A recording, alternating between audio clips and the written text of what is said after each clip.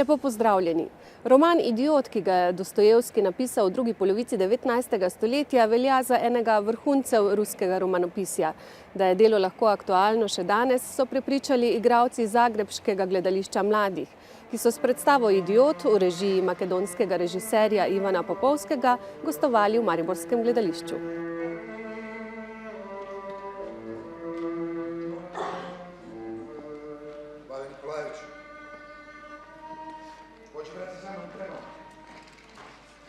Ti klasici su stvarno, ne znam, predivni. Kad ih krenete raditi, svi glumci znaju, probe nekad znaju biti naporne, neizdržive i ostalo, ali to je jednostavno tekst koji vas ne može ne ponijeti. Taj tekst vas ponese i zbilja cijeli ansambl grize i uživali smo u svim probama. Naš režiser je bio genijalac, on je rekao, ok, ova prva predstava, to shvatite kao probu, a premijera će biti zadnju predstavu koju odigrate, jer zbilja svaku predstavu koju igramo nadograđujemo se još malo, nalazimo neke nove trenutke na kojima treba raditi, tako da je iz predstave u predstavu svaka predstava je izazov.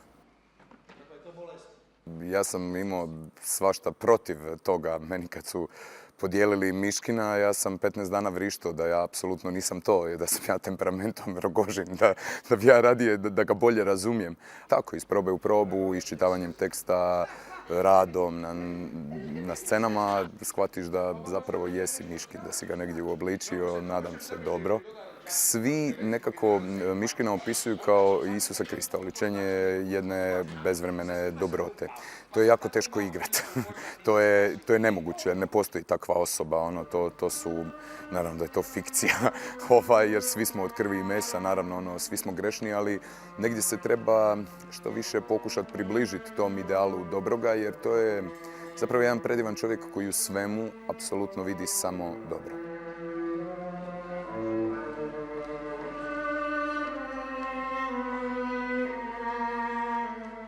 S tim je uvijek problem kad radite Idiota, jer uvijek morate čvrsto stajati iza jedne linije. A u Idiotu ih je toliko priča. Mislim, on je rekao, gle, nemoj da ti ni u jednoj sekundi si umisliš u glavu da ti igraš glavnu ulogu i da si ti tu sad nešto pretjerano bitan, što je meni bilo genijalno. Pa on se bazirao na tom ljubavnom četverokutu između Nastasije Filipovne, Rogožina, Aglaje i Miškina. I mislim da je iz komada izvukao najbolje, jer tu se vidi sva konfuznost lika kojeg igram. Miškina koji u jednom trenutku nije siguran koju voli više, volio bih voliti obje, i taj Rogožin koji je strastveno zaljubljen u Nastasiju Filipovnu, a zapravo ne zna kanalizirati tu ljubav i ljubav mu je neuzvraćena. Jesam li ja doista knez Miškin, jeste me pitali iz pristojnosti? Predstavu počinjemo sa kompletnom scenografijom prekrivenom bijelim plahtama koje mogu buditi asocijacije da su ledeni bregovi koji će se tek tokom predstave početi otapati, i tako se i događa, isto kao što se emocije tokom predstave sve više i više razotkrivaju, tako mi sve više i više scenografije razotkrivamo da bi na kraju završili na ogoljenoj sceni, isto tako kao što je prazna Miškinova duša na kraju predstave, jer on iz sanatorija uđe u jedan svijet koji je pun ljubavi, intriga, novaca, i to da bi na kraju shvatio da je zapravo u sanatoriju bilo divno. Iguman Dutri potpisao. Pa to je krasopis, pa to je rijetki krasopis. Pa vi, kneže, niste samo krasopisac, vi ste i umjetnik, a? Pogledaj ga na! Mi smo i dan danas isti ljudi, još nas uvijek vode iste strasti, ljubav, seks, novac, moć, zloća, dobrota. To su neke stvari koje se u zadnjih 2000 godina, ako ne i više, nisu apsolutno promijenile. I one progovaraju o univerzalnim stvarima koje su nam svima nekako bliske. Moja, šulim se, kasnim. Nego dajte mu svoje spomenare na dan. Neka vam nešto napišu.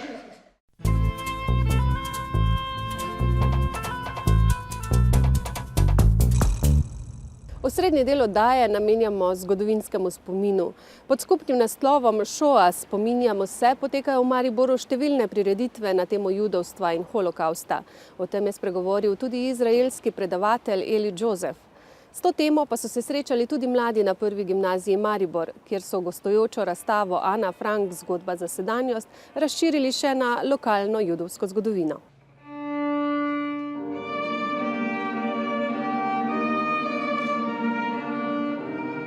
Ana Frank je za svoj 13. rojstni dan dobila album z avtograme in se odločila, da bo vanj pisala dnevnik. Istega leta se družina skrije pred nacisti v firmo Ota Franka in tam preživijo 2 leti, do avgusta 1944. Takrat je tudi Anin zadnji zapis v dnevniku. Ko družino odkrijejo na podstrešju hiše, jo odpeljejo v koncentracijsko taborišče. Izpustitev je dočakal samo Anin oče, ki je objavil hčerkin dnevnik. Danes je dnevnik Ane Frank preveden več kot 55 svetovnih jezikov. Podstrešje v poslovni stavbi v središču Amsterdama je spremenjeno v muzej. Eden izmed namenov gostujoče razstave na Prvi gimnaziji Maribor je ohraniti živ spomin na holokavst skozi usode posameznikov. Mariborska judovska skupnost je pred začetkom druge svetovne vojne, zadnji natančni podatki so iz leta 1937 štela 113 ljudi, kar je precej malo. Ampak vseeno treba biti pozoren na to, da je tega istega leta 1937 bilo v mariborskih osnovnih in srednjih šolah skoraj 30 otrok judovskega porekla, kar je pa seveda dokaz, da je bila ta populacija pravzaprav v veliki meri vitalna, kar je bilo seveda tudi povezavi s tem, da je Maribor takrat zelo močno industrijsko središče bilo. To je gostujoča razstava iz Amsterdama, gostuje že nekaj časa po Sloveniji.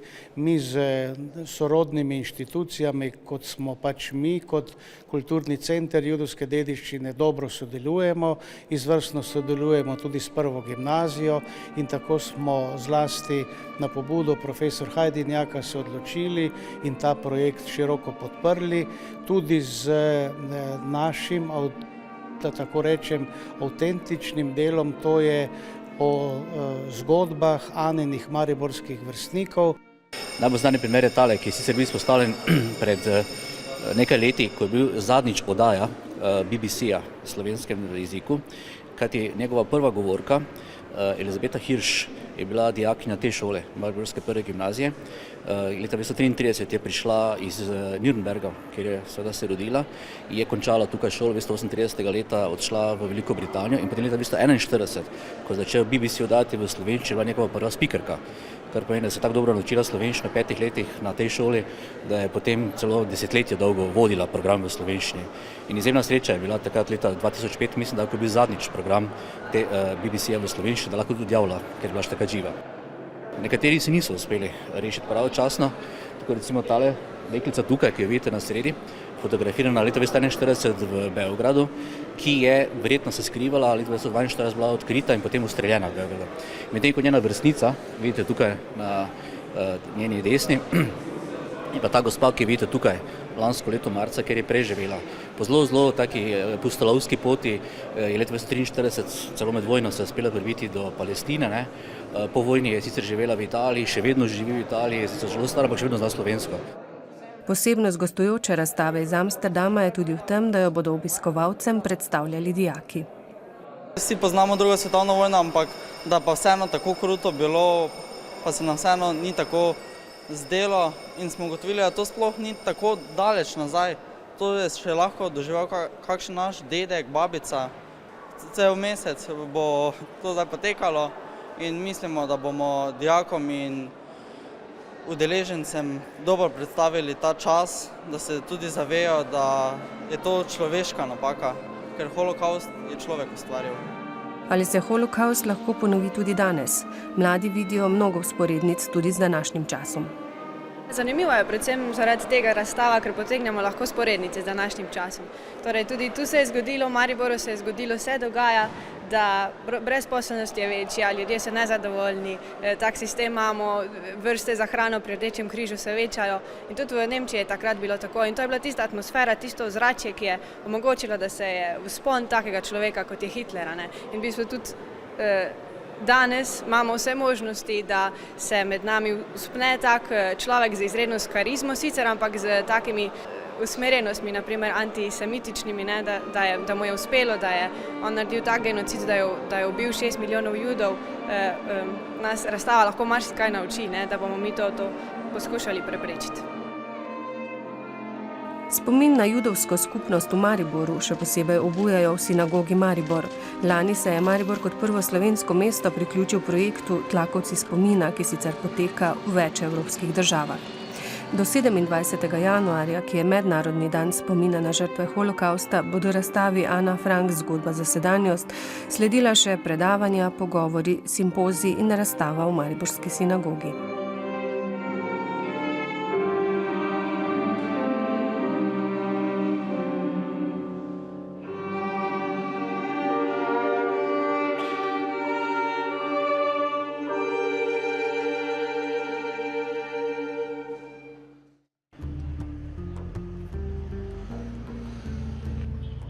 Humanity, it's a very big word. I think what we learn about Raoul Wallenberg is that he brought back down humanity to the fact that humanity lives in his heart, by the fact that he can imagine the pain of one other person, and that he can feel that pain. He feels that he is blessed with the power to save. In other words, that feeling of being blessed with the power to save, the feeling that you are no longer just living for yourself, but you are living for others, brings you back to an inner purpose in your own life. Raoul Wallenberg se je rodil poleti leta 1912, le 3 mesece potem, ko je za rakom preminil njegov oče, prav tako Raoul, sicer oficir v švedski vojski. Zadnja želja Wallenberga starejšega je bila, da bi bil sin lepo vzgojen. Fantiču so že v otroštvu priučili čut in spoštovanje do sočloveka. Ko je v Palestini spoznal judovskega dečka Ariela in prvič izvedel o strahotnih pogromih nad judovskim življem, se je odločil, da bodo Judje poslani v taborišča postali njegova družina. Odpotoval je na Madžarsko in poleti leta 1944 pripotoval v Budimpešto in tamkaj začutil vso stisko in bolečino tega preganjanega naroda. The way I understand his story is that he had this childish innocence, that he could feel the joy and the pain of the other and share it, and when necessary intervene to do something, and by that he felt very, very blessed. Raoul Wallenberg was a child. When I mean a child, it means he not only laughed and cried like a child, he not only laughed and cried when people were in pain, but he had that childish innocence to believe in the impossible. Nikoli se ni počutil nemočnega, kvečjemu močnega. Pogum so mu dajali njegova notranja moč, krčevita želja rešiti nedolžna življenja sobratov in predvsem vera v brezpogojno ljubezen, ki zmaguje nad zlom. To ga je gnalo in mu dajalo hrabrost, da se je zmogel neustrašno soočiti z nacističnim vodstvom, da je vlake namenjene v smrt na tirnicah preusmerjal življenje in v svoj mednarodni geto in da ni klonil niti, ko so mu zagrozili smrtjo. V Štokholm se bo vrnil šele, ko bo rešil poslednjega Juda. Leta 1945 so ga zajeli sovjetski vojaki. Nikogar ni bilo, ki bi ga reševal. In a very short period of time, his greatness was not only what he did personally, but in those few months, how many people he inspired to save. That power to inspire is, you can't even begin to how much it's worth. How many people did he save? There's an argument between the historians, between 20 and 100,000 people, depending on whether we consider the possibility of the slaughter of the Jews in the ghetto as realistic or not. However, what is important is that Raoul Wallenberg wasn't frightened to face the Nazis head on. His courage is the result. But it doesn't start from there. It starts from compassion. It starts from the passion of compassion. And then, yes, he becomes courageous. Raoul Wallenberg je ljudem dal vedeti, da je ob njih, da z njimi čuti in da niso prepuščeni v nemilost krutega sveta. V svoji skoraj otroški naivnosti in poštenosti je verjel v čudeže. Človečnost je zmagala nad okrutnostjo in razumskostjo. There's a Talmudic verse that says, there are two things that destroy logic. One is hate and one is love. We know that the Nazi hate destroyed all logic. Nobody logically thought that the Nazis are going to kill 6 million Jews. It was beyond logic. So when the logic is passed by hate, the only way you can neutralize that hate is when you have a love that is as powerful, if not more powerful than that hate. Holokavsta ne gre dojemati zgolj skozi prizmo statistike, ampak skozi zavedanje o srčnosti rešiteljev na stotine človeških življenj, je eno od sporočil Elija Josefa. Raoul Wallenberg je imel moč angela, njegova srčnost in nesebičnost pa njegovo zgodbo naredita za dar, ki ga je treba razširjati med ljudi. Četudi so te človeške odlike od zgodovine nalašč prezrte. I don't learn the Holocaust to hear how bad everybody was. If I was getting on the train, I wouldn't say, well, the Nazi's bad and that Nazi's bad and that Nazi's bad. I would say, where's my brother? Where's the angel who's going to come and save me? That's what I would be saying. So if we really respect those who went to their deaths, if we really have any understanding, we know that their last wish was not that we remember that they went to their death, but we remember that there wasn't other people like Raoul Wallenberg. There weren't thousands or hundreds of thousands that would have saved all the 6 million and could save other people from tragedies that have happened since. So in other words, when you learn about the Holocaust, the reason you learn it is to create a new world, an angelic world, a world where people relate to each other as brothers and sisters, that we all become family. Otherwise it's meaningless. We're not just me, we're not just you, we're not just somebody else. We're everything, we're all together, we're one. And that feeling of oneness, which is basically what makes a person tingle when he feels that he's one with somebody else and he's not alone, that he's not abandoned. I think that's a very great privilege to feel. And today, many years later, we still know what happens to people when other people are indifferent. And therefore we still have the duty of relating his story in order to inspire people to get them out of that indifference.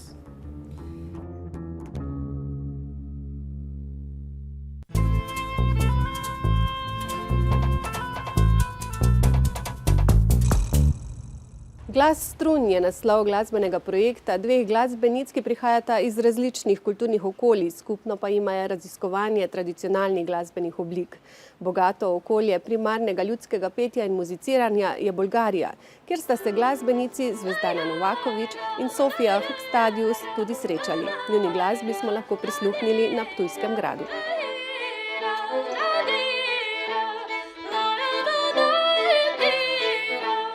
Zvezdana Novaković je svoj glasovni potencial začutila že v otroštvu, najprej kot pevka v zboru Karmina Slovenika in v zasedbi Kebataola. Končala je študij jazz petja v Gracu, novo izkušnjo je preneslo glasbeno raziskovanje Indije. Glas kot živ in nenehno navdihujoč inštrument jo vodi v bolgarski Plodiv na magistrski študij tradicionalnega bolgarskega petja. Bolgarsko glasbo poznam že od otroštva. Seveda sem najprej slišala znamenit zbor Mysterious Voices of Bulgaria, ki je name naredil velik vtis že kot na otroka. Nekako nisem mogla verjeti, da je človeški glas zmožen takšnega izraza, takšne pristnosti. Tudi njihovi okraski so tako različni, da sem mislila, da je to mogoče kakšna elektronska modulacija, ampak ne, to je dejansko vokalna tehnika, ki jo je možno izvesti za pravilno tradicijo in z tem vonjem Bolgarije.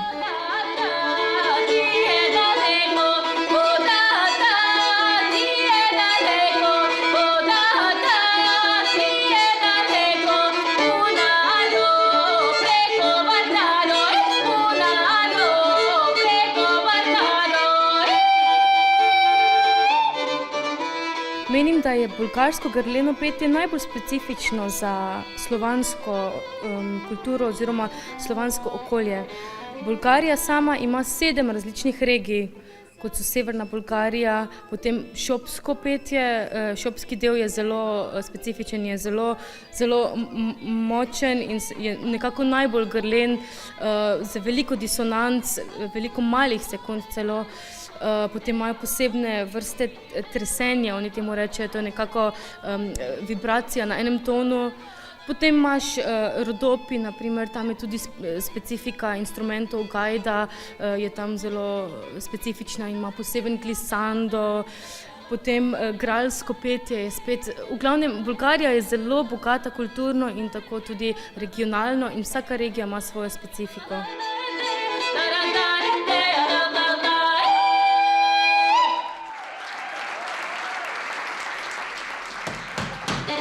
V svoje domače okolje na Ptuj je tokrat pripeljala še violinistko, s katero oblikujeta samo svoj repertoar, obogaten z različnima glasbenima izkušnjama. Tradicionalna glasba lokalnega okolja, kot je bila tokrat rezijska ljudska glasba, je za glasbenico s Švedske nov izziv. All the songs that I learned, both Rezija songs and Slovenian songs, are very powerful, like very slow and kind of I feel that they should be sung on a big space it's not for, I didn't sing so many songs, like small songs for dancing. In Sweden we have a lot of trall, we sing that very soft, but Slovenian songs are, at least what I have sung, very big and epic songs, and it's beautiful. It's very nice. V želji po odkrivanju prvobitnega v glasbi je postala redna spremljevalka vokala še harfa kot eden prvih instrumentov. Tokratni nastop na Ptujskem gradu sta glasbenici naslovili Glas strun. Tale harfica je v bistvu gotska harfica. Njena karakteristika je, da so tile majhni delčki pritiskajo na struno in v bistvu bi morala imeti zelo hreščeč zvok, ampak težko. Nekako kot hurdy-gurdy zvok, kot je bilo to popularno v tem času. Drugače pa jaz sama sem začela izvajati na njo repertoar, prav zato, ker druge harfice nisem imela, je pa tale nekako prišla v moje roke od prijatelja Janeza Jocifa, ki je strokovnjak za srednjeveško glasbo, in prav kmalu bom izdelala svojo takšno harfo.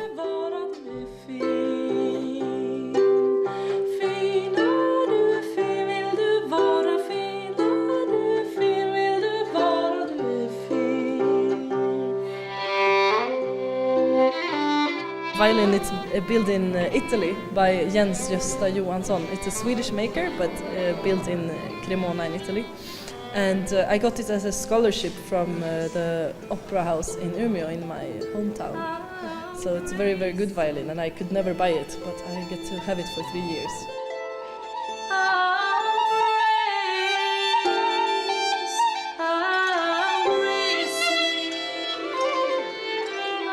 Svojstvenim glasbenim nagovorom glasbenici podajata ljudsko glasbo sveta v sodobnih preoblekah. Njun nagovor je neposreden, topel in oseben.